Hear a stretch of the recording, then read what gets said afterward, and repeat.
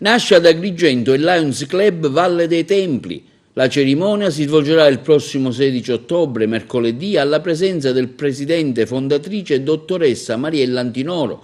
Sarà altresì presente il governatore dottor Angelo Collura. Il nuovo club si ispirerà ai valori trasmessi dal presidente nazionale Jung Yul Choi, sarà al servizio del territorio giorno dopo giorno. Il nuovo club ha già in cantiere una nuova iniziativa alla Valle dei Templi di Agrigento.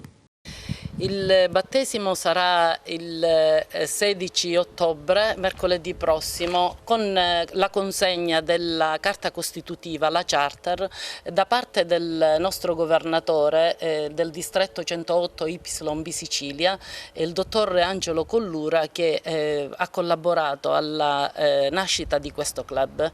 Il club nasce dalla volontà dei componenti che sono professionisti ed imprenditori ricchi di esperienza nell'associazionismo laionistico ed anche in associazioni di diverso settore che vogliono spendersi nel servizio per il territorio. Abbiamo già in cantiere diversi service, ci occuperemo di diversabilità, ci occuperemo di giusto utilizzo di nuove tecnologie, ci occuperemo di arte, cultura e alcuni settori della medicina utilizzando delle risorse che abbiamo all'interno del club. Ecco, dopo il battesimo c'è già pronta la prima iniziativa alla Valle dei Templi.